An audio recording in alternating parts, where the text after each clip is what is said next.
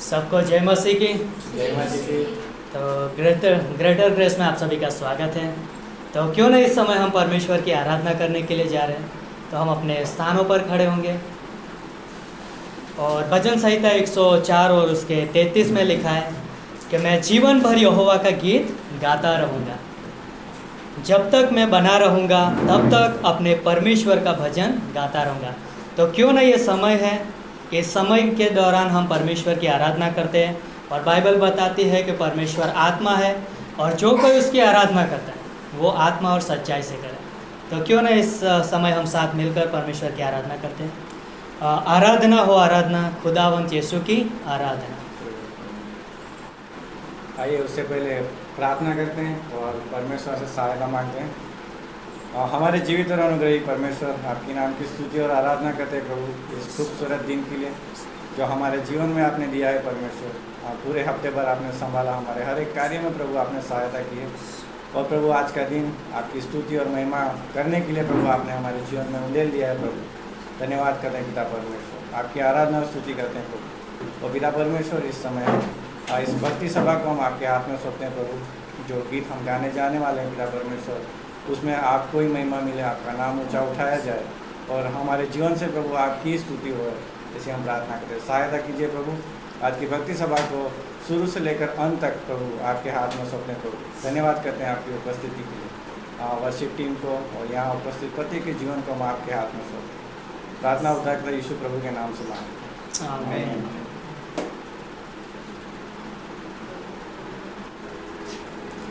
आराधना हो आराधना, खुदावंत यीशु की आराधना। आराधना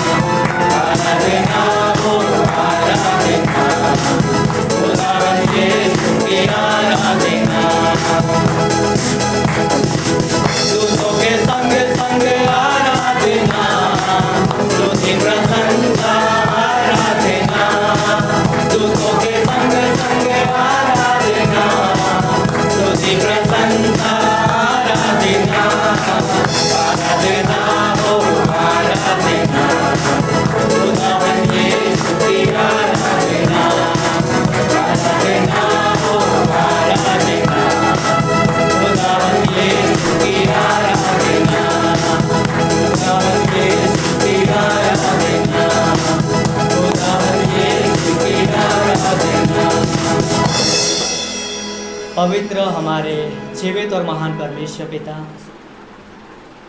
धन्यवाद करते प्रभु कि आप आराधना के योग्य प्रभु हो, आप महिमा के योग्य परमेश्वर हो। और धन्यवाद देते पिता परमेश्वर कि इस समय के लिए जो आपने हमारे जीवन में दिया है प्रभु, ताकि हम आपकी महिमा करें, हम आपके नाम को ऊंचा उठाए प्रभु। हाँ पिता परमेश्वर, धन्यवाद करते हैं आपके महान प्रेम के लिए, जो आपकी आराधना करने के लिए हमें विवश करता है प्रभु, क्योंकि आपका वचन कहता है कि बिना प्रेम से कुछ भी किया हुआ कार्य व्यर्थ है प्रभु। धन्यवाद देते पिता परमेश्वर कि हम अपने हृदय की गहराइयों से हम आपकी स्तुति करते प्रभु। धन्यवाद हो प्रभु यीशु मसीह कि आप अद्भुत परमेश्वर हो, इसलिए हम आपका धन्यवाद देते हैं, धन्यवाद करते हैं, धन्यवाद। पावन है वो प्रभु हमारा, उसकी जय जयकार करो।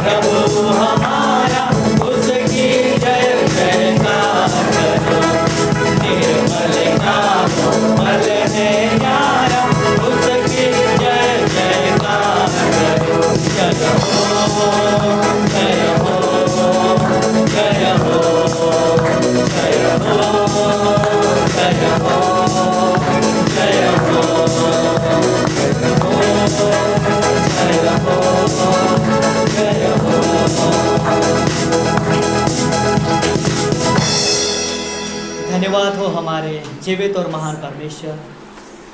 आप पवित्र परमेश्वर हो और आप स्वर्गीय स्थानों में विराजमान हो।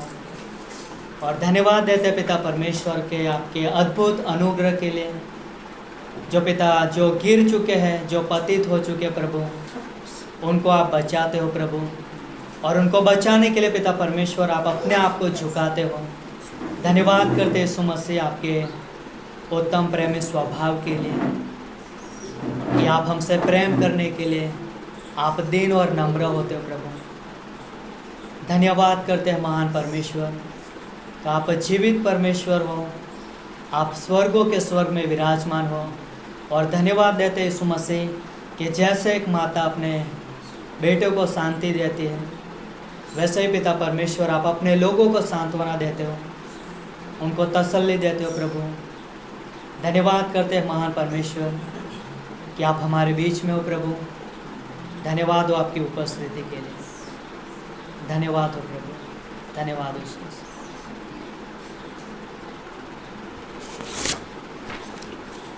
गहरे प्यार से तूने प्यार किया।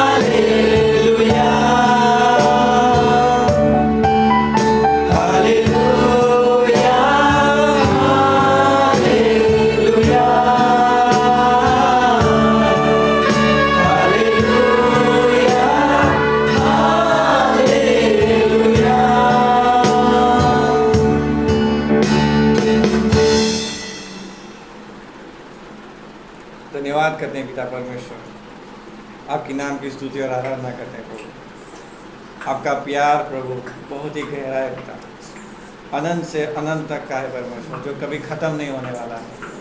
यस परमेश्वर, धन्यवाद करते हैं प्रभु आपके प्रेम, आपके अनुग्रह, आपके बलिदान के लिए पिता, जो हम पापी के लिए आपने अपना इकलौता पुत्र दे दिया परमेश्वर।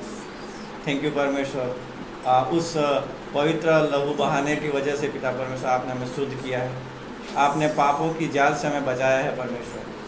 धन्यवाद करते हैं प्रभु जी, और आपके संतान होने का हमें जो आपने हमें पद दिया है परमेश्वर, उस बात के लिए हम आपका धन्यवाद करते हैं प्रभु जी। धन्यवाद करते हैं पिता परमेश्वर, फिर से हमारा जीवन आपके हाथ में सौंपते हैं प्रभु, इस सभा को आपके हाथ में सौंपते हैं। यहाँ उपस्थित प्रत्येक हृदय को प्रभु आपने आराधना के द्वारा तैयार किया है प्रभु, धन्यवाद करते हैं प्रभु। अभी जो परमेश्वर उस हृदय में प्रभु आपका वचन बोया जाएगा पिता परमेश्वर, उसमें भी प्रभु आप पवित्र आत्मा के द्वारा हमें अगुवाई करना, मदद करना परमेश्वर। आपके दास को भी आपके हाथ में सौंपते हैं प्रभु, अपनी बुद्धि से, अपने ज्ञान से, पवित्र आत्मा के द्वारा प्रभु आप हमसे बातें करना परमेश्वर। आज कुछ हम नया लेके जाए परमेश्वर, और वो हमारे लिए ही नहीं, हमारे परिवार के लिए, हमारे दोस्तों के लिए, हमारे आसपास के हर एक के लिए प्रभु आशीष का कारण बने प्रभु, ऐसी हम प्रार्थना करते हैं। धन्यवाद करते हैं, फिर से हमारा जीवन आपके हाथ में सौंपते हैं, आप इस्तेमाल कीजिए प्रभु, यीशु मसीह के नाम से मांगते हैं, आमीन। का स्वागत है और बहुत ही अच्छा समय रहा परमेश्वर की आराधना करने का, है ना। जब हम सब लोग साथ में मिलकर परमेश्वर की आराधना करते हैं तो बहुत ही ये बात एक भली बात है ना, एक सुहावनी बात है जिसमें परमेश्वर की महिमा बढ़ाई करते हैं। तो बहुत ही अद्भुत समय रहा था, तो क्यों ना हम वर्शिप टीम के लिए जोरदार ताली बजा सकते हैं। तो धन्यवाद इस समय के लिए, और हमारे बीच में पहली बार आए तो क्यों ना हम आपका स्वागत करना चाहते हैं। आप अपने स्थान पर खड़े हो सकते हो और आप अपना नाम बता सकते हो। मेरा नाम शोभी है, हाँ। और मैं वेस्ट बंगाल से हूँ। अच्छा, तो क्यों ना हम उनका जोरदार ताली से स्वागत करें। सर आपका नाम? मेरा नाम बेटी है, मैं उड़ीसा से। अच्छा, क्यों ना हम उनको के लिए भी जोरदार ताली बजाएं। आपका सभी का स्वागत है, और उनकी बेटी भी है यहाँ पर, उनका भी हम स्वागत करते हैं। तो धन्यवाद आपका आने के लिए। और इस रविवार की सभा शाम 5 बजे होती है, और बुधवार के दिन भी सभा होती है, और वो भी शाम 5 बजे होती है। और तो क्यों ना आप रविवार और बुधवार के समय में आप भाग लीजिए, ज़रूर आपका स्वागत है। और गुरुवार, शुक्रवार और शनिवार 3 दिन हमारा बाइबल कॉलेज यहाँ पर रहता है। समय 10 से लेके 12 बजे तक है, और शनिवार को फैमिली विजिट भी होता है। तो बस यही है सूचना। और फेथ मिशन के लिए भी है, जिन्होंने अपने फॉर्म लिया है, तो वो अपना यदि देने की इच्छा है, प्रार्थना कीजिए, परमेश्वर अगुवाई करता है तो आप आगे बढ़े। तो क्यों ना इस समय हम प्रार्थना करते हैं, और फिर हम आगे का ऑफरिंग संदेश में जाएंगे। तो प्रार्थना करते हैं। धन्यवाद करते हमारे जीवित और महान परमेश्वर पिता, आप अनुग्रह के सिंहासन पर विराजमान हो, और आप अद्भुत परमेश्वर हो, और स्वर्ग में विराजमान होने के बावजूद भी प्रभु आप हमारे बीच में वास करते हो।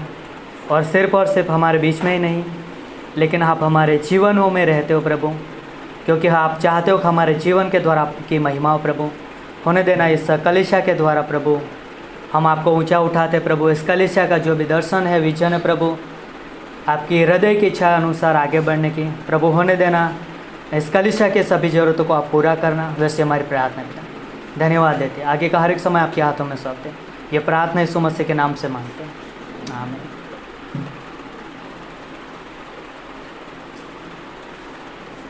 तो आइए मेरे साथ निकाल सकते हो मत्ती की किताब, उसका 6ठा अध्याय और 3 से लेकर 4 तक। ये भेंट का समय है, और इस समय में हम अपनी भेंटों को परमेश्वर के सामने लाते हैं ना, खुशी से, आनंद से, कोई दबाव नहीं, कोई बोझ नहीं, है ना, कोई चिंता करके नहीं, लेकिन परमेश्वर चाहता है वैसे लेके आए। तो जैसे यहाँ पे लिखा है मत्ती की किताब, उसका 6ठा अध्याय और उसकी 3री और 4थी पंक्ति। परंतु जब तू दान करे तो जो तेरा दाहिना हाथ करता है उसे तेरा बायां हाथ न जानने पाए। 4थी पंक्ति में लिखा है, ताकि तेरा दान गुप्त रहे और जब तेरा पिता जो गुप्त में देखता है तुझे प्रतिफल देगा। तो यहाँ पर बहुत ही अद्भुत बात है कि यहाँ पे लिखा है कि यदि आप दान करना चाहते हो तो कैसे करना चाहिए? गुप्त में, है ना। पर क्यों गुप्त में करना चाहिए दान हमें? क्योंकि ये हमारे और परमेश्वर के बीच का रिश्ता है ना। परमेश्वर हमारे बीच का ये एक संबंध को दर्शाता है कि हम जो कुछ भी परमेश्वर के लिए करना चाहते हैं, उसकी महिमा के लिए करना चाहते हैं, उसके राज्य के लिए करना चाहते हैं, वो कैसा होना चाहिए? गुप्त में होना चाहिए ना। और जब इस दान के विषय में जब हम बात करते हैं तो मतलब कि जब हम दान करते हैं तो हमारी प्रेरणा क्या होती है उसके पीछे? क्या हम लोगों को दिखाने के लिए करते हैं कि हाँ इनको पता चले कि मैं कितना दान कर रहा हूँ, लोग उस दान को देखें और वो मेरी तारीफ करें ना, मेरी वाह वाह करें? तो मतलब ये इस तरीके से मतलब दान करना कैसा है? एक कपट से भरा हुआ है ना, कि जो महिमा परमेश्वर को मिलनी चाहिए, जो आदर परमेश्वर को मिलना चाहिए, वो आदर हम क्या कर रहे हैं? हम खुद लेना चाहते हैं। तो मतलब इसलिए यहाँ पर लिखा है कि यदि आप जब दान करते हो तो आपका दान कैसा होना चाहिए? गुप्त में होना चाहिए ना। क्योंकि परमेश्वर जो कि गुप्त बातों को जानता है ना, वो हमारे हृदय को जांचने वाला परमेश्वर, वो हमारे मन को जांचता है। और इसलिए वो परमेश्वर चाहता है कि जब हम दान करें तो वो गुप्त में करें। और जब हम गुप्त में दान करते हैं तो परमेश्वर की अद्भुत प्रतिज्ञा है, वायदा है कि जो कोई गुप्त में दान करता है तो उसको परमेश्वर कहता है कि उनको प्रतिफल मिलेगा, है ना। परमेश्वर उनको इनाम देगा, परमेश्वर का वादा है। और इसलिए परमेश्वर चाहता है कि हम गुप्त में दान करें और उसमें परमेश्वर की बड़ाई और उसकी महिमा है। तो इसलिए मतलब कि हमारा दान देना ये कोई स्वाभाविक कार्य नहीं है ना, ये हमारा मतलब गुप्त में दान देना है। तो इसलिए मतलब कि जब हम दान के विषय में बात करते हैं तो गुप्त में हम अपने दानों को लेके आए, और जब हम दान करते हैं तो हम अपने खरे हृदय से करें, परमेश्वर की इच्छा के अनुसार करें, क्योंकि परमेश्वर को ये पसंद है जब हम उसके हृदय के अनुसार करते हैं तो परमेश्वर इन बातों से प्रसन्न होता है। और परमेश्वर की अद्भुत प्रतिज्ञा है हमारे लिए कि जो हृदय से परमेश्वर की इच्छा के अनुसार देते हैं तो परमेश्वर उनको प्रतिफल देता है ना। हम दान इसलिए नहीं करते कि कुछ पाने की आशा के लिए, लेकिन हम दान इसलिए करते हैं कि परमेश्वर की इच्छा है ना, परमेश्वर की आज्ञा है और परमेश्वर को ये बात पसंद है। तो क्यों ना इस समय हम अपने दानों के द्वारा, अपनी भेंटों के द्वारा या तो अपने दशवांशों के द्वारा हम परमेश्वर का आदर दें। तो प्रार्थना करते हैं। धन्यवाद करते हमारे जीवित और महान परमेश्वर पिता, आप हमारे बीच में हो प्रभु, और आपकी उपस्थिति हमारे बीच में प्रभु। और जब हम अपनी भेंटों को जब हम आपके सन्मुख लेके आएंगे प्रभु, तो पिता परमेश्वर वो आपके राज्य के लिए, आपकी महिमा के लिए ग्रहण योग्य हो, क्योंकि हम अपनी भेंटों को प्रभु हम आपके हाथों में देना चाहते हैं, ना कि हम किसी मनुष्य के हाथ में प्रभु। धन्यवाद करते पिता परमेश्वर कि ये गुप्त में जो दान होता है प्रभु, जो आपकी महिमा का कारण है प्रभु, और वो आपको भाता है। तो पिता होने देना इस समय जो भी दान का समय होगा उसमें आप इस समय को आशीषित करना प्रभु, वैसे हमारी प्रार्थना पिता। धन्यवाद देते हैं, आगे के समय को आपके हाथों में सौंपते हैं। प्रार्थना यीशु मसीह के नाम से मांगते हैं, आमीन। तो क्यों ना इस समय हम अपनी भेंटों को परमेश्वर के सामने लाएंगे और ऑफरिंग गीत रहेगा, और हमारे बीच में स्मिता सिस्टर है, उनका हम स्वागत करते हैं।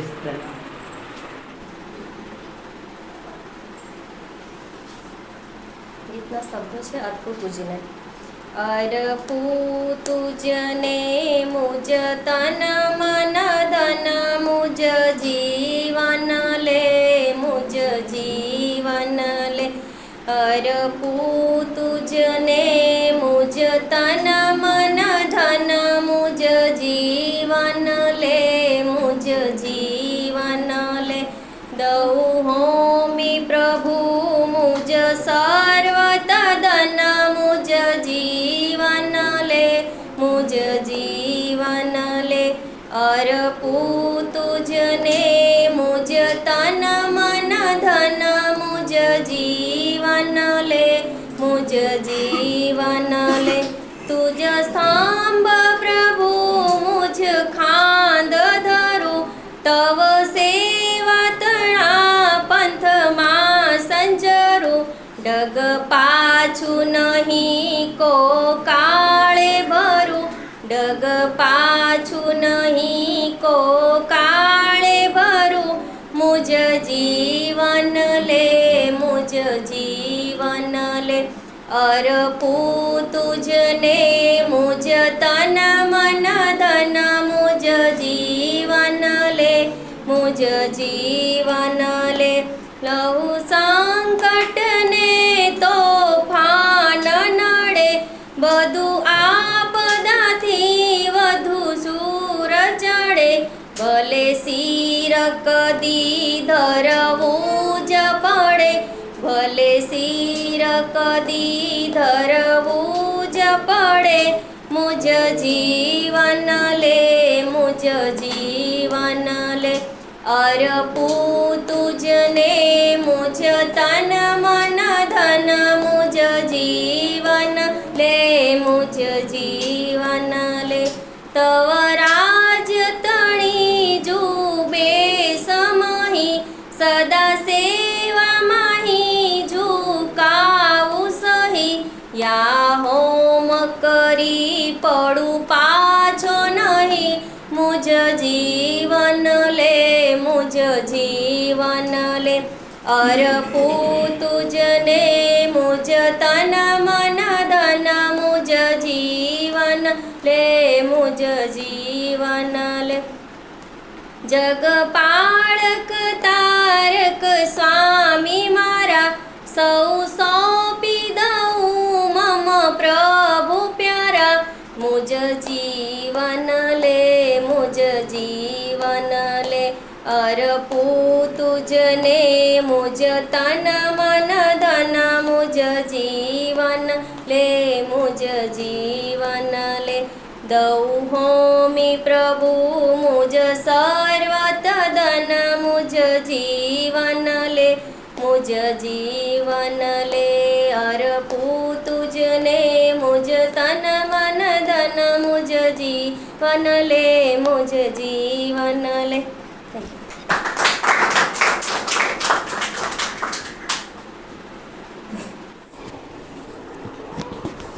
आज हम जिस विषय पे बात करेंगे वो है trusting God in the storm. अपने जीवन के तूफानों में परमेश्वर पर भरोसा रखना। हमारे जीवन में, हम सबके जीवन में हर एक समय में कहीं ना कहीं किसी न किसी स्थान पे हमने अपने जीवन में एक तूफ़ान को महसूस किया है ना। और वो तूफ़ान कुछ भी हो सकता है, ज़रूरी नहीं है। मैं उस तूफ़ान की बात नहीं कर रहा हूँ जो ये पेड़ों की हवा चलती है, मैं उस तूफ़ान की बात नहीं कर रहा हूँ। मैं बात कर रहा हूँ जो हमारे अंदर उठते हैं, है ना। कई बार हो सकता है तूफ़ान जो हमारे मस्तिष्क के अंदर हो, हमारे हृदय में हो सकता है। मेरी परिस्थितियाँ उस तूफ़ान को उठा सकती है। मेरी बीमारी कई बार मुझे एक तूफ़ान की तरह लग सकती है ना। मेरे पैसे की परेशानी मुझे कई बार एक तूफ़ान की तरह मुझे लग सकती है। लेकिन क्या मैं उस तूफ़ान में परमेश्वर पर भरोसा रखता हूँ? क्या मैं उस तूफ़ान में परमेश्वर पर भरोसा रखता हूँ? ये इम्पोर्टेंस होगा हमारे लिए, हमारी लाइफ के लिए, हमारे जीवन के लिए, कि हम अपने जीवन की हर एक परिस्थिति में, हर एक तूफ़ान में परमेश्वर पर भरोसा रखें। तो यूहन्ना का 6वां अध्याय उसकी 16वीं पंक्ति से लेके 21वीं पंक्ति हम पढ़ेंगे। यूहन्ना का 6वां अध्याय उसकी 16वीं पंक्ति से लेके 21वीं पंक्ति तक। फिर जब संध्या हुई तो उसके चेले झील के किनारे गए। आप सब लोग मेरे साथ हैं? एक बार फिर से हम पढ़ेंगे। फिर जब संध्या हुई तो उसके चेले झील के किनारे गए और नाव पर चढ़कर झील के पार कफरनहूम को जाने लगे। उस समय अंधेरा हो गया था और यीशु अभी तक उनके पास नहीं आया था, और आंधी के कारण झील में लहरें उठने लगीं। सो जब वे खेते खेते 3-4 मील के लगभग निकल गए तो उन्होंने यीशु को झील पर चलते और नाव के निकट आते देखा और डर गए। परंतु उसने उनसे कहा कि मैं हूँ, डरो मत। सो वे उसे नाव पर चढ़ा लेने के लिए तैयार हुए और तुरंत वह नाव उस स्थान पर जा पहुँची जहाँ वे जाते थे। आइए हम प्रार्थना करते हैं। यस गॉड, परमेश्वर पिता, इस शाम में तू हमसे बातें करना इस वचन के द्वारा। तू अगुवाई कर, तू हमारी सहायता और मदद कर पिता परमेश्वर, इस वचन को समझने के लिए और इसके अनुसार अपने जीवन को जीने के लिए पिता परमेश्वर धन्यवाद देते हैं पिता परमेश्वर कि तू अद्भुत प्रेमी परमेश्वर है, तू अनुग्रहकारी है, तू दयालु, तू क्षमा करने वाला परमेश्वर है। प्रभु यीशु मसीह, हम इस समय प्रार्थना करते हैं, मेरे मुख को छू पिता परमेश्वर, इसे पवित्र कर, इससे मेरे नहीं पिता परमेश्वर परंतु तेरे वचन निकले पिता परमेश्वर। तू अपने वचन के द्वारा अपने लोगों से बातें कर, पवित्र आत्मा के द्वारा अगुवाई करो। प्रभु यीशु मसीह, अपना जीवन हम तेरे हाथों में सौंपते हैं, आप चलाइए। प्रभु यीशु मसीह के नाम से मांगते हैं, आमीन। ओके, तो हम इस कहानी को बहुत बार पढ़े हैं और हम बहुत अच्छी तरीके से इस कहानी को जानते हैं कि एक बार की बात है और यीशु मसीह क्या कर रहे थे। अगर आप मत्ती में और मरकुस में इस कहानी को पढ़ेंगे तो वहाँ पर लिखा है कि यीशु मसीह अपने चेलों को कहते हैं कि तुम लोग पार जाओ, और वो स्वयं कहाँ एक जगह स्थान पर वो प्रार्थना करने चले जाते हैं। और वहाँ पर ये जब चेले बोलते हैं कि जब नाव चला रहे थे तो वहाँ पर बोलते हैं कि एक सामने की हवा थी। अगर आप मत्ती में पढ़ेंगे 14वें अध्याय में तो बोलते हैं वहाँ सामने की हवा थी और हवा उनको रोक रही थी, वो आगे नहीं जा सकते। कभी कभी आपने चलने की कोशिश किया है, कभी हवा आए और आप उसमें चलने की, लाइक मैं साधारण हवा की बात नहीं कर रहा हूँ, एक बहुत प्रेशर से लाइक तूफान जब आता है और उस तूफान में जब आप चलने की कोशिश करते हैं तो आपको बहुत प्रेशर लगाना पड़ता है। कितने लोगों ने चढ़ाई चढ़ी है, पहाड़ पे गए हैं? कितने लोग पहाड़ पे चढ़े हैं आज तक? आसान नहीं होता है ना।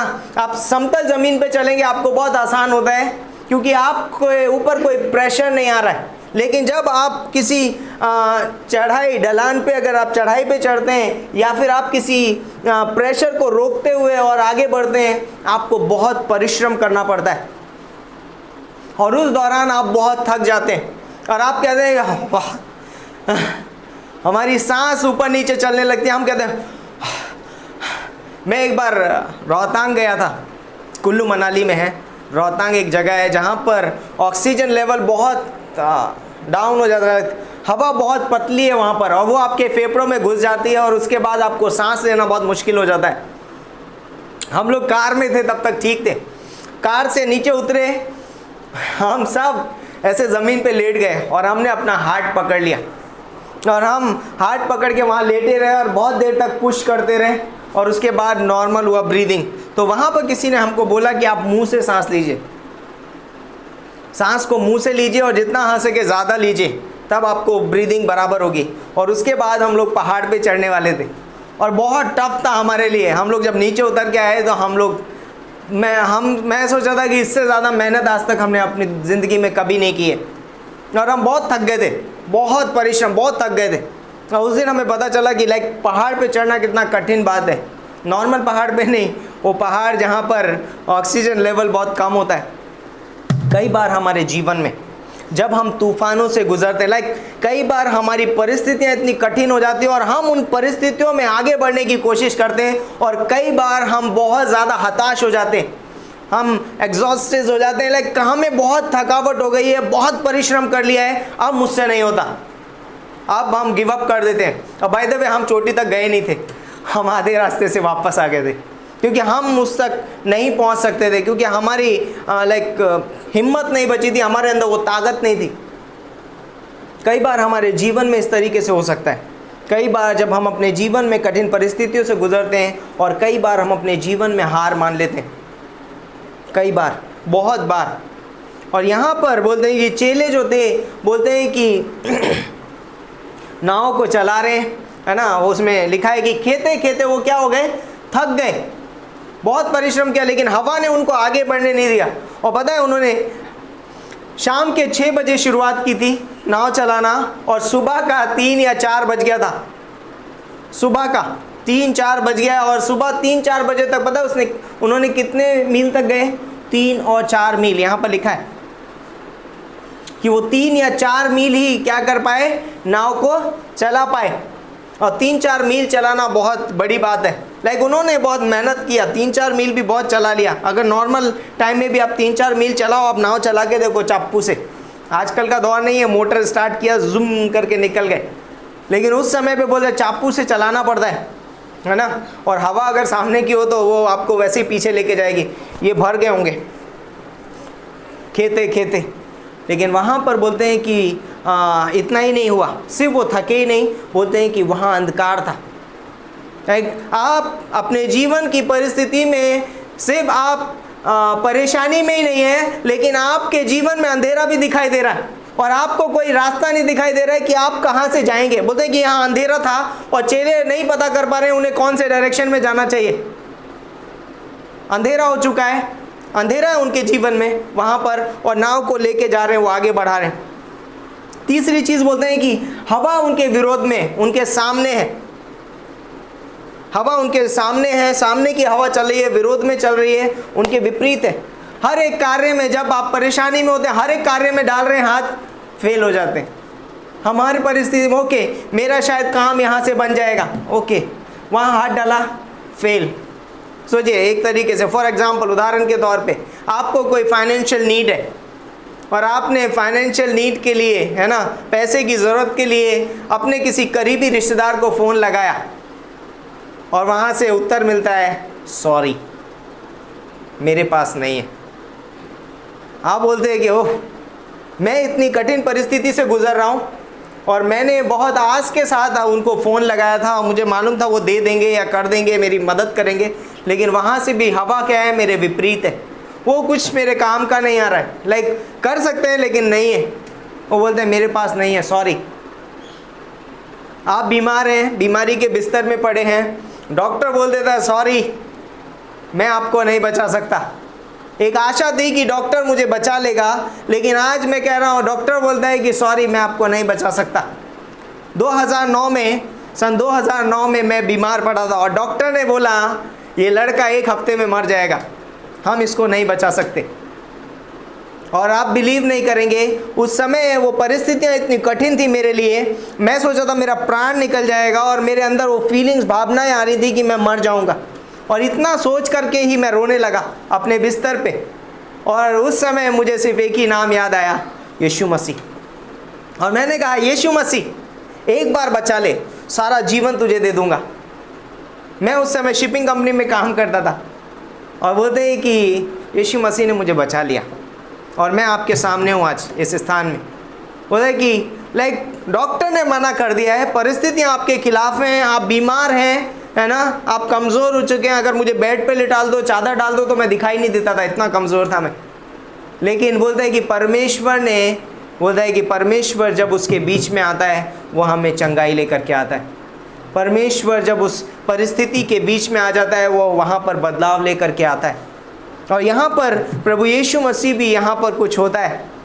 और हम बोलते हैं कि कई बार हमारे जीवन की परिस्थिति इस तरीके से हो सकती है, हम बहुत परेशानी से गुजर रहे हैं, हम बहुत तकलीफ़ से गुजर रहे हैं, हम बहुत मेहनत किया, हमने बहुत सोल्यूशन निकालने की कोशिश की, हमने बहुत कोशिशें की कि हम इस परिस्थिति को संभाल लें, लेकिन हम फेल हो जाते हैं। और लेकिन बोलते हैं कि एक चीज़ वहाँ पर हमको बहुत खूबसूरत दिखाई देती है। कई बार आपको ऐसा भी लगेगा कि शायद परमेश्वर मेरे साथ है ही नहीं, यीशु मसीह नहीं है मेरे साथ। और रियली यीशु मसीह इन चेलों के साथ यहाँ पर नहीं था। और बोलते हैं कि वो बहुत थक गए थे।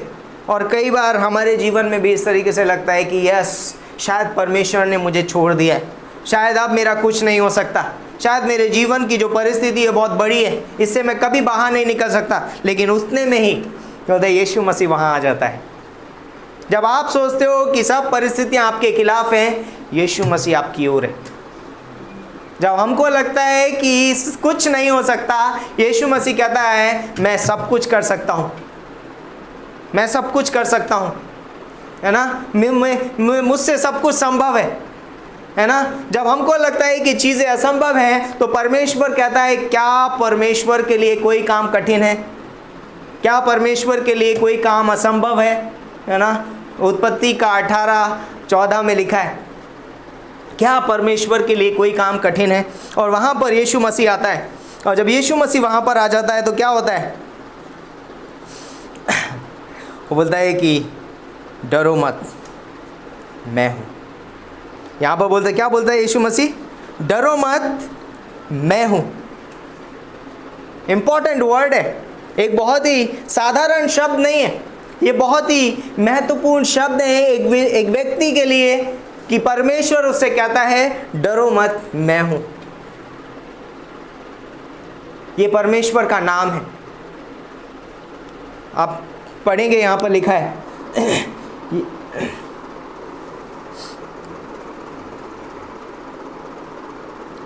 20वीं पंक्ति में, परंतु उसने उनसे कहा मैं हूं डरो मत। परंतु उसने उनसे क्या कहा? मैं हूं डरो मत। ये परमेश्वर का नाम है। ये पहली बार हमको कहां पर मिलता है? निर्गमन के 3 अध्याय में।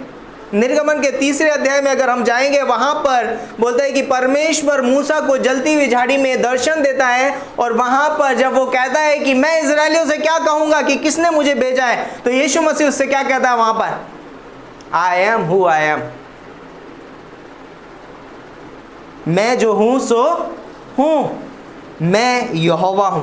ये परमेश्वर का नाम है, मैं हूं। ये बोलता है कि यदि अगर हम परमेश्वर को पहचानने की कोशिश करें या परमेश्वर को जानना है, तो परमेश्वर मैं हूं। मैं हूं एक शब्द ऐसा है जो अपने आप में सब कुछ कह सकता है, जो अपने आप में सब कुछ कह सकता है। मैं उसमें फिट नहीं बैठता हूं। मैं बोलूंगा मैं हूं, तो मैं कभी खुश हूं, कभी गम में हूं, है ना।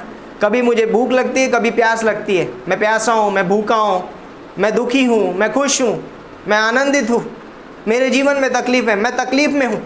हम हमेशा इस तरीके से हम बोलेंगे मैं हूँ, मतलब आप कौन हैं? सेंटेंस पूरा कीजिए, आप कौन हैं?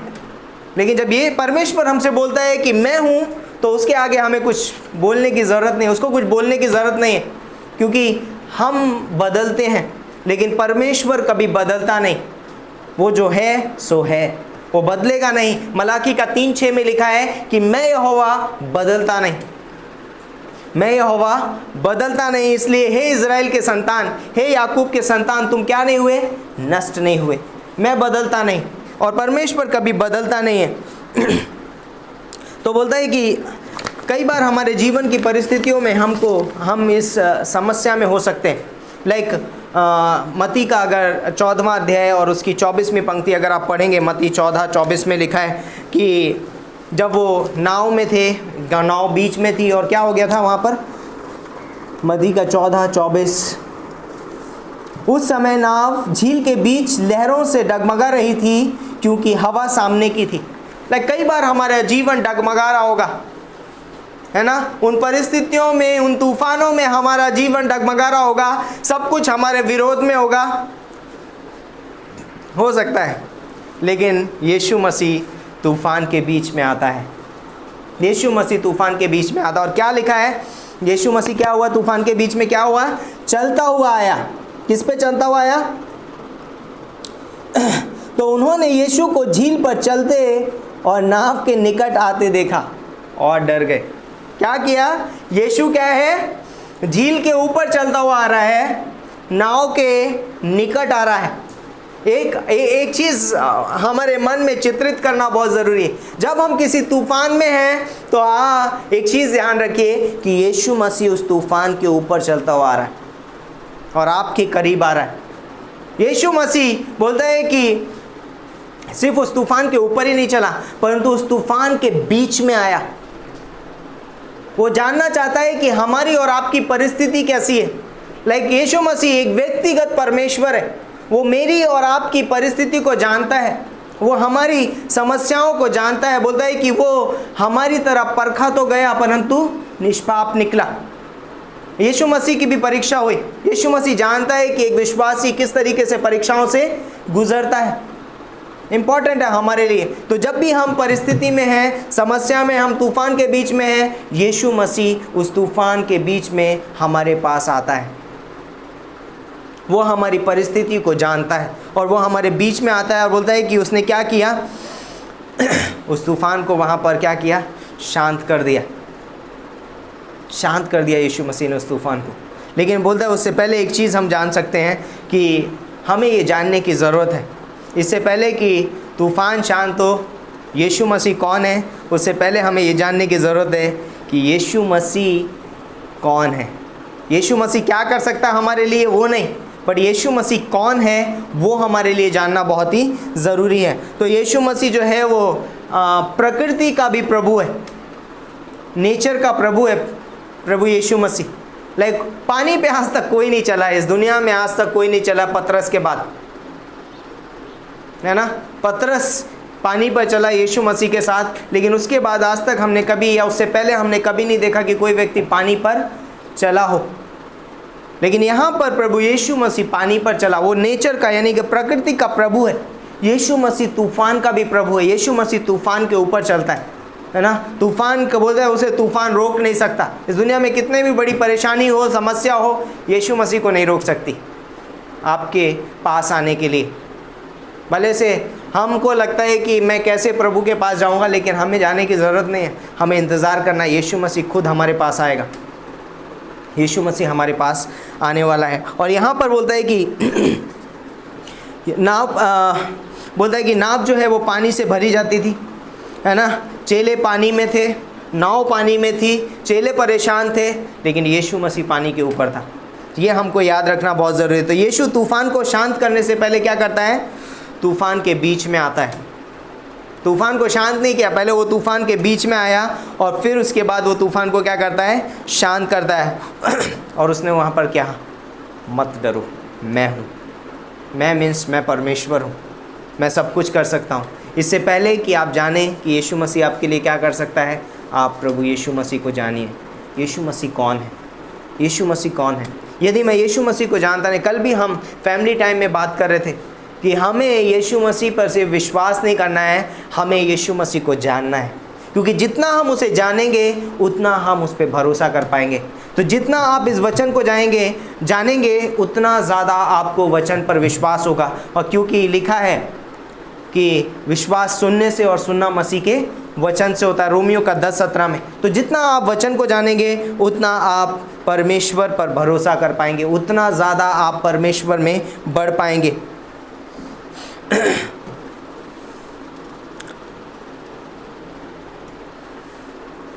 इससे पहले कि आप परमेश्वर से कुछ मांगे, क्यों ना हम परमेश्वर को जानें। कई बार हम अपनी प्रार्थनाएं लेकर के परमेश्वर के पास चले जाते हैं। हम कहते हैं प्रभु मुझे ये समस्या है, प्रभु मुझे ये चाहिए, प्रभु मेरे जीवन की ये तकलीफ़ है, प्रभु मैं यहाँ से चंगाई पाना चाहता हूँ। बट क्या मैं परमेश्वर को जानता हूँ? क्या मैं परमेश्वर को जानता हूँ? जब मेरे जीवन में तूफ़ान आए तो सबसे पहला कार्य जो मुझे करना चाहिए, मुझे प्रभु को जानना है। मुझे प्रभु को जानना है। इस तूफ़ान के समय में भी, इस समस्या के समय में भी, इस बीमारी के समय में भी, I want to know God. मुझे परमेश्वर को जानना है, मैं परमेश्वर को जानना चाहता हूँ। और ये हमारी दिल की डिज़ायर होनी चाहिए। तो इसलिए हमारे जीवन में कभी भी हमें निराश नहीं होना है जब हम तूफ़ानों से गुज़रते हैं या हम तकलीफ़ों से गुज़रते हैं। या ये वायदा सुनिए परमेश्वर का, यशाया का 43:2 से लेके 3री पंक्ति। यशाया का 43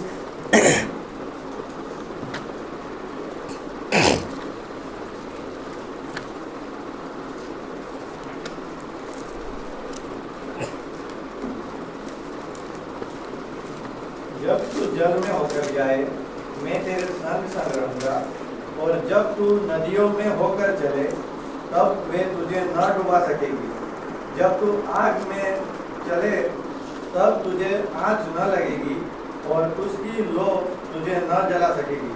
क्योंकि मैं यहोवा तेरा परमेश्वर हूँ, इज़राइल का पवित्र, मैं तेरा उद्धार करता हूँ। तेरी छुड़ौती में मैं मिस्र को और तेरे बदले कूश और सबा को देता हूँ। वाह, 5वीं पंक्ति। मत डर, क्योंकि मैं तेरे साथ हूँ। मैं तेरे वंश को पूर्व से ले आऊँगा और पश्चिम से भी इकट्ठा करूँगा। वाह, यहाँ पर परमेश्वर का एक अद्भुत वादा है। मत डर, तू मत डर, तू जल से जाएगा, मैं तेरे साथ हूँ। तू आग में होके गुजरेगा, वो तुझे जला नहीं सकेगी, क्योंकि मैं तेरे साथ हूँ। हम जानते हैं शद्रक, मेशक, अबेदनगो दानियल के 3रे अध्याय में वो लोग आग के भीतर थे, लेकिन क्योंकि परमेश्वर के वायदे पे उन्हें भरोसा था, परमेश्वर का वायदा उनके साथ था, बोलते हैं आग उनको जला नहीं पाई। आग उनको जला नहीं पाई। लाइक मूसा जब इज़राइलियों को मिस्र देश से छुड़ा करके लेकर जा रहा था, परमेश्वर ने उनके लिए समुद्र में रास्ता बनाया। मत डर, मैं तेरा परमेश्वर हूँ, मैं तुझे जल के बीच से लेकर के जाऊँगा। इंपॉर्टेंट है, जल इधर उधर एक दीवार की तरह बन गया और इजरायली बोलते हैं कि सूखे सूखे में सड़क पर चल कर गए। अद्भुत है, ये परमेश्वर का वायदा है हमारे जीवन में। कई बार हमको लगता है लाइक मिस्र की सेना पीछे है, आगे समुंदर है, मेरा क्या होगा, मेरे जीवन में सब कुछ अस्त व्यस्त है, मेरे पास कोई सहारा नहीं है, मेरा कोई इस दुनिया में नहीं है। और यीशु मसीह बोलता है मत डर, मैं तेरे संग हूँ, इधर उधर मत ताक, मैं तेरा परमेश्वर हूँ। यहोशू से कहता है परमेश्वर, इधर उधर मत ताक, मैं तेरा परमेश्वर हूँ, मैं तेरा छुड़ाने वाला हूँ, मैं तेरे लिए मार्ग निकालूंगा, मैं तुझे उस तूफान से बाहर निकालूंगा। परमेश्वर हमारे साथ है। लाइक क्यों ना हम इन वायदों पर विश्वास रखें। कब जब हमारे जीवन में परिस्थितियां खराब हों, समस्याओं से गुजर रहे हों, हम बीमारी से गुजर रहे हों, हमें परमेश्वर के इस वायदे पर भरोसा रखने की ज़रूरत है। परमेश्वर जो है पता है क्या करता है, तूफ़ान को इस्तेमाल करता है ताकि वह हमें अपने बारे में बता सके। परमेश्वर तूफ़ान को हमारे जीवन में इसलिए आने नहीं देता है कि वो हमें नष्ट करना चाहता है, या उसे कोई फ़र्क नहीं पड़ता आप कितनी परिस्थिति से जा रहे हो, आप बीमारी से गुजर रहे हो, उसको कोई फ़र्क नहीं पड़ रहा है, ओके जाओ कोई फ़र्क नहीं पड़ता। परमेश्वर हमारे जीवन में तूफ़ानों को आने की अनुमति इसलिए देता है ताकि उन तूफ़ानों में वो अपने बारे में हमें सिखा सके कि वो कौन है, वो कौन है और किस तरीके से कार्य करता है। और तब एक विश्वासी कह सकेगा, पता है क्या कह सकेगा, भजन संहिता 119 का 71, जब हम प्रभु को जानेंगे और उसके बारे में सीखेंगे तब हम कह सकेंगे अपने तूफानों में, अपनी समस्या में, अपनी बीमारी में। भजन संहिता 119 का 71वां वचन क्या बोलता है,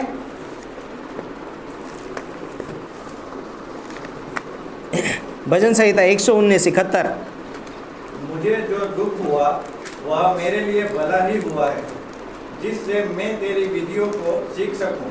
क्या बोलता है, मुझे जो दुख हुआ है वो भला ही हुआ है। कौन ऐसा बोल सकता है? लाइक जब आप किसी कठिन परिस्थिति से गुजर रहे हैं, समस्याओं से गुजर रहे हैं, आप कैसे ये शब्द बोल सकते हैं? दाऊद बोलता है यहाँ पर, लाइक बोल रहे हैं, भजनकार कहता है कि मुझे जो दुख हुआ है वो भला ही हुआ है ताकि मैं तेरी विधियों को जान सकूं, ताकि मैं तेरी विधियों को जान सकूं। यह अद्भुत है हमारे लिए, सीख सकूं। लाइक परमेश्वर हमारे जीवन में जो तूफ़ान आने की अनुमति दे रहा है तो ये मेरे लिए भला ही है ताकि मैं उसके बारे में सीख सकूं, मैं उसे जान सकूं कि वो कैसा परमेश्वर है।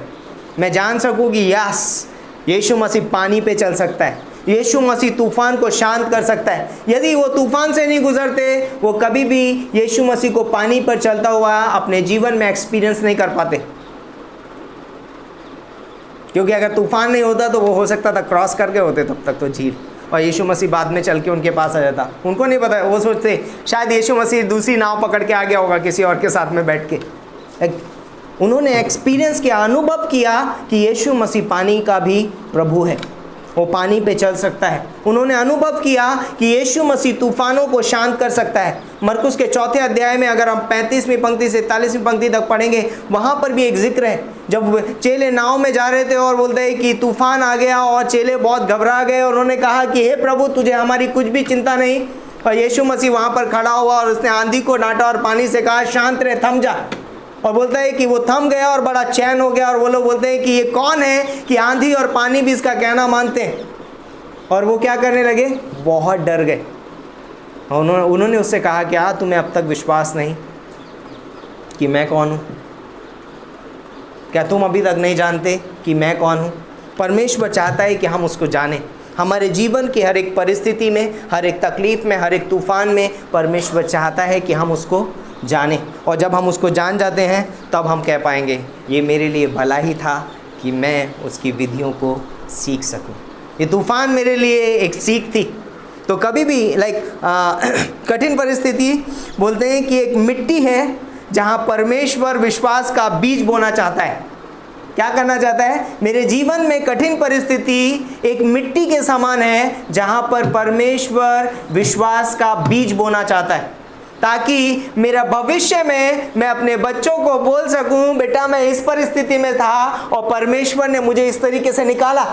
मैं अपना अनुभव मैं ही अपने जीवन में अनुभव नहीं करता हूं, परंतु मैं अपने जीवन में अनुभव इसलिए करता हूं ताकि मैं अपने अनुभवों को दूसरों के साथ बांट सकूं। ये परमेश्वर का सामर्थ्य का जो अनुभव हम करते हैं तूफानों में, सिर्फ मेरे लिए नहीं है, परंतु ये इसलिए है ताकि मैं अपने अनुभव को दूसरों के साथ क्या करूं, बांटूं।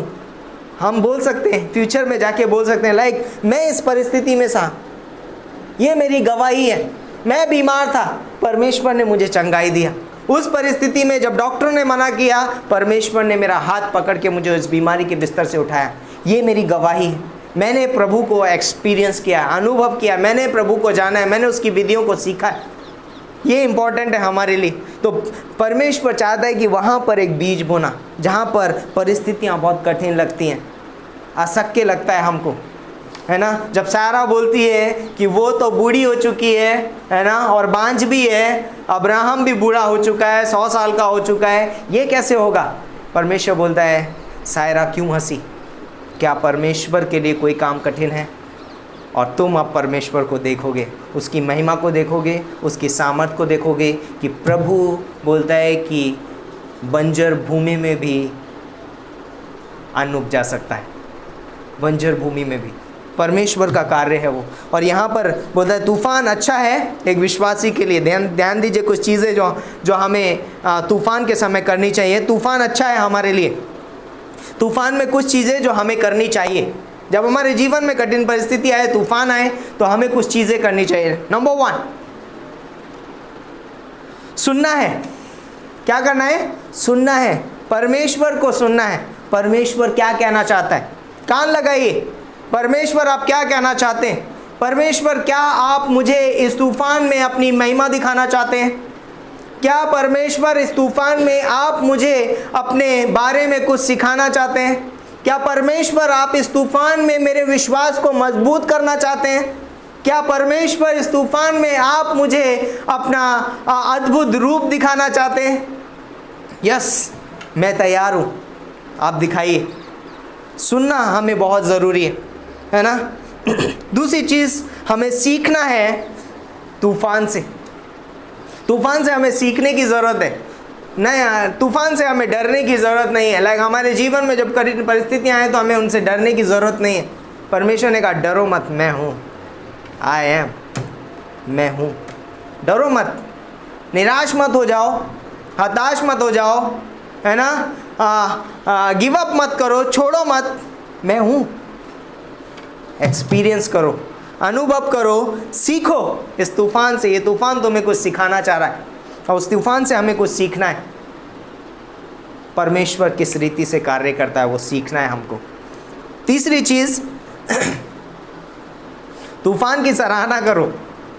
वाह, अच्छा हुआ तूफान आया, क्योंकि तूफान आया है तो क्या होगा? भजन संहिता 119:71, तूफान आया है तो क्या होगा? मैं सीख सकता हूँ परमेश्वर की विधियों को, है ना। ये तूफान मेरे जीवन में भला है, ये परिस्थिति मेरे जीवन में आई है क्योंकि अब मैं कुछ सीख सकता हूँ परमेश्वर के बारे में। शिष्यों ने उस स्थान पर एक चीज़ सीखी। जब शिष्य थक गए थे, हार गए थे, उन्होंने वहाँ पर एक चीज़ सीखी। जब यीशु मसीह नाव पे आया, 31वीं पंक्ति में, तो जब यीशु मसीह नाव पर आया तो बोलते चीज़ें बदल गई। तूफान जो था वो शांत हो गया और यहाँ पर एक मिरेकल हुआ, चमत्कार हुआ है।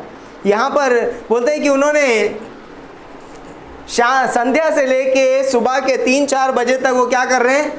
नाव चला रहे हैं और 2 या 3 या 4 मील तक आए हैं बस वो। लेकिन अब क्या हुआ? जैसे यीशु मसीह नाव में आया, पढ़िए 21वीं पंक्ति दोबारा से। 21वीं पंक्ति में क्या लिखा है? वे उसे नाव पर चढ़ाने के लिए तैयार हुए और तुरंत वह नाव उस स्थान पर पहुंची जहां वे जाते थे। तुरंत, यहाँ पर तुरंत शब्द लिखा है। अभी इसमें मोटर लग गई है अभी पहले चल नहीं रही थी, हवा विपरीत थी, लेकिन अभी होता है कि तुरंत जहाँ वो जाना चाहते थे वहाँ वो पहुँच गए। तो शिष्यों ने उन चीज़ों को महसूस किया जो यीशु मसीह के आने से घटित हुई। परिवर्तन लेकर के आया यीशु मसीह उस स्थान में। तो हमारे जीवन में बहुत इम्पॉर्टेंट है हम तूफान से क्या सीखते हैं? क्योंकि तूफान में यीशु मसीह को निमंत्रण देना बहुत ज़रूरी है। यदि आपके जीवन में कोई तूफान है, एक विश्वासी को क्या करना चाहिए पता है? जब हमारे जीवन में तूफान आए तो सीधा सीधा निमंत्रण देना चाहिए, यीशु मसीह आइए, मैं हैंडल नहीं कर सकता, मैं इस तूफान से नहीं लड़ सकता, मैं आगे नहीं बढ़ सकता, सब कुछ मेरे विपरीत में है, आप आइए, आप आइए, ये प्रॉब्लम बहुत बड़ी है, आप मुझे इस प्रॉब्लम से बाहर निकालिए, ये समस्या, ये बीमारी बहुत बड़ी है, मैं हैंडल नहीं कर सकता, आप मुझे इससे चंगाई दीजिए, आप मुझे इससे छुटकारा दीजिए। आप मेरे विचारों में, मेरे मस्तिष्क में जो कई बार हमारे दिमाग में हम बहुत सारे शैतानी बंधनों में बन जाते हैं। हम लोग कई बार बहुत सारे गलत विचार विचारने लगते हैं। परमेश्वर, इस विचार से मुझे छुटकारा दीजिए। ये तूफान की तरह मेरे मन में उठता है और मुझे अलग ही डायरेक्शन में लेकर के जाता है। जब हवा चलती है तो वो जिधर चाहती है उधर लेके जाती है। आप कितना भी कर लो, आप कितना भी आगे बढ़ो, वो आपको पीछे ही लेके जाएगी, आप पीछे आओगे। लेकिन वो बोलता है कि जब परमेश्वर में, जब हम परमेश्वर को बोलते हैं तो परमेश्वर बोलता परिवर्तन लेकर के आता है, तुरंत, इंस्टेंट, है ना। तो कई बार हो सकता है हम जानते हैं शाम के 6 बजे से लेकर सुबह का 4 बज गया, क्या यीशु मसीह को नहीं पता था कि उसके चेले नाव में फंस गए, तूफान आ गया है, वहाँ पर वो लोग थक गए हैं, परिश्रम कर रहे हैं? पता है, यीशु मसीह सर्वज्ञानी है, सर्वव्यापी है, सर्व सामर्थी है। बट यीशु मसीह बोलता है कि कई बार परमेश्वर इंतज़ार करता है। तो हो सकता है हमारे जीवन में तूफान हो सकता है हम कठिन परिस्थिति से गुजर रहे हों, कई बार हो सकता है समय लगेगा, लेकिन हमें अपना पार्ट भी करना छोड़ना नहीं चाहिए। चेलों ने नाव चलाते रहे, भले से तूफान सामने का हो, गिव अप मत करो, छोड़िए मत, नाव चलाते रहिए। एक विश्वासी का पार्ट है कि वो क्या करे, अपना पार्ट प्रार्थना करते रहिए, है ना, परमेश्वर की ओर बढ़ते रहिए, परमेश्वर में बढ़ते रहिए। उसको नहीं ख़त्म करना है हमको। हम लेज़ी नहीं बन जाते, हम कहते हैं ओके प्रभु संभाल लेगा, मैं तो सोता हूँ, अब इस परिस्थिति को प्रभु ही संभाले, मैं सोता हूँ। नहीं, यहाँ बोलते चेलों ने अपना पार्ट ख़त्म नहीं किया। वो चला रहे, नाव चलाना बंद नहीं किया। इवन वो यीशु मसीह की राह भी जो रहे थे, लेकिन वो तब तक नाव भी चला रहे थे। हमें भी प्रार्थना करना बंद नहीं करना है, प्रभु की अनुमति हमें मांगते रहना है, परमेश्वर आइए इस परिस्थिति में, लेकिन हमें भी प्रार्थना करना बंद नहीं करना है। हमें भी उन चीज़ों से लगातार उनकी ओर बढ़ना ज़रूरी है। हमको गिव अप नहीं करना, हमको छोड़ना नहीं है, हमको हार नहीं माननी है, क्योंकि प्रभु आ रहा है। और बोलता है कि प्रभु जब उस परिस्थिति में आएगा तो बोलता है कि चीज़ें बदल जाएंगी। तो हमें अपने जीवन की नैया में प्रभु यीशु मसीह को बुलाने की आवश्यकता है। इनवाइट करिए, प्रभु यीशु मसीह आप इस नैया को चलाइए, आप इस नैया में आइए, इस नाव में आइए, आप इस नाव को चलाइए और हम आपके पीछे चलना चाहते हैं। और यहाँ पर बोलता है कि हमें अपना हिस्सा पूरा करना ज़रूरी है। तो समय लगेगा, परंतु यीशु जब नाव में आएगा तो चीज़ें बदल जाएंगी। कई बार समय लगेगा, तो डोंट गिव अप, कभी भी हार मत मानिए, छोड़िए मत, प्रभु हमारे साथ है। तो मैं इस वचन के द्वारा आप सभी लोगों को उत्साहित करना चाहता हूँ कि जब प्रभु हमारे साथ है तो हमारे लिए कोई भी तूफ़ान क्यों ना हो, कोई परिस्थिति क्यों ना हो, सब बदल जाएगी। बोलता है मैं हूँ, डरो मत। हमें डरने की ज़रूरत नहीं है, हमें अपने जीवन में हार मानने की ज़रूरत नहीं है, क्योंकि यीशु मसीह हमारे साथ है। यीशु मसीह हमारा परमेश्वर है, मैं हूँ, और ये नाम ही काफ़ी है हमारे लिए। मैं हूँ, मैं यहोवा राफा हूँ, मैं हूँ, मैं तुम्हारा विजय का झंडा हूँ, मैं यहोवा निस्सी हूँ, मैं यहोवा ईरे हूँ, मैं मुहैया कराने वाला परमेश्वर हूँ, मैं हूँ, है ना, मैं हूँ, डोंट वरी, मैं तुम्हें छुड़ाने वाला, मैं यीशु हूँ, मैं उद्धार करता हूँ, है ना, मैं छुड़ाने वाला हूँ, मैं इमानुएल हूँ, परमेश्वर हमारे साथ है, मैं तुम्हारे साथ हूँ, मैं हूँ। इसलिए हमें कभी भी हमारे जीवन की हर एक परिस्थिति में, हर एक तूफान में हमें कभी भी हार मानने की ज़रूरत नहीं है। यीशु मसीह है, मैं हूँ। आमीन। आइए हम प्रार्थना करते हैं। परमेश्वर पिता, हम धन्यवाद देते हैं इस खूबसूरत समय के लिए, इस दिन के लिए हम धन्यवाद देते हैं, तेरे प्रेम, तेरे अनुग्रह के लिए। तू है पिता परमेश्वर, तू हमें छुटकारा देता है, तू उस तूफ़ान में है पिता परमेश्वर। हो सकता है वो तूफ़ान हमें शायद ऐसा लगता होगा कि हम डूब जाएंगे, हम नष्ट हो जाएंगे, परंतु यीशु मसीह तूने हमारे जीवन में उस तूफ़ान को रखा है ताकि हम तुझे सुन सकें, ताकि हम तुझे महसूस करें, एक्सपीरियंस कर सकें अपने जीवन में। तेरे कार्य करने के तरीके को पिता परमेश्वर हम जान सकें। धन्यवाद देते हैं पिता परमेश्वर, यहाँ पर बैठे हुए हर एक भाई बहन को तेरे हाथों में सौंपते हैं। तू अगुवाई करना, तू सहायता और मदद करना इस संदेश को समझने के लिए और इसके अनुसार अपने जीवन को जीने के लिए पिता परमेश्वर। धन्यवाद करते हैं, तेरे नाम को ऊंचा उठाते हैं, तेरी महिमा तेरी स्तुति करते हैं।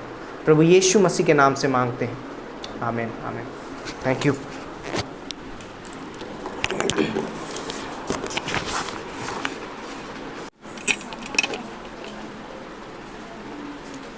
आइए हम अपने स्थानों पर खड़े होते हैं और बहुत अद्भुत संदेश था, है ना, कि तूफानों के बीच में भी परमेश्वर हमारे साथ है। और बहुत अद्भुत बातें थी कि परमेश्वर ने अपना वायदा भी कर दिया कि मैं हूँ, है ना, अपना नाम दे दिया। तो बहुत अद्भुत संदेश था, हमारे लिए प्रोत्साहन भरे बातें थी। तो क्यों ना हम परमेश्वर के वचन के लिए जोरदार ताली बजाते हैं। तो आइए समय सभा का अंतिम गाना गाते हैं, यीशु तेरा नाम सबसे ऊंचा है।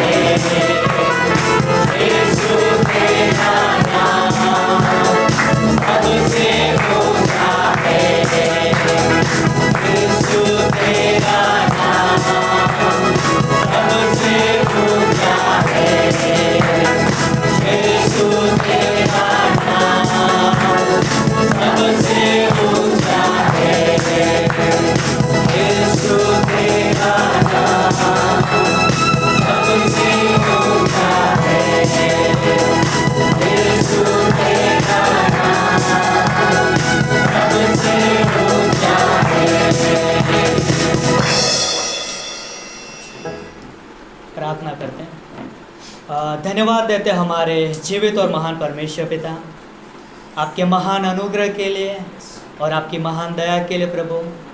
और धन्यवाद देते आपके अद्भुत महान प्रेम के लिए, और धन्यवाद करते आपके अद्भुत वचन और वायदों के लिए। आपने कहा है कि मैं तुम्हें कभी ना छोड़ूंगा और कभी ना त्यागूंगा।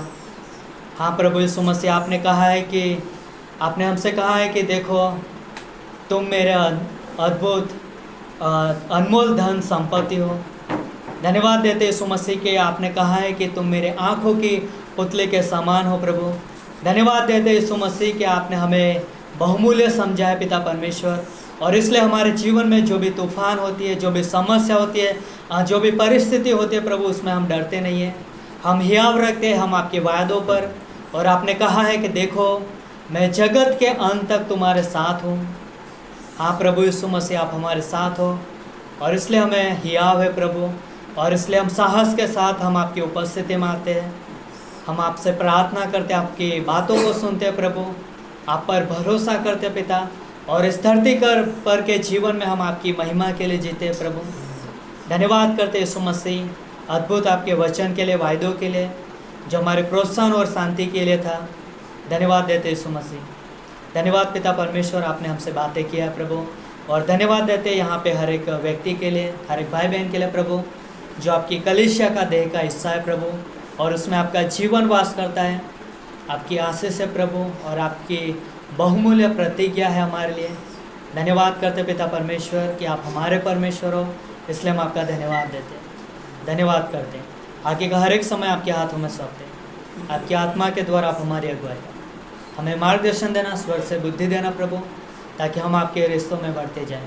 धन्यवाद देते हैं, सारा आदर सारी महिमा आपको देते हैं। ये प्रार्थना यीशु मसीह के नाम से मांगते हैं।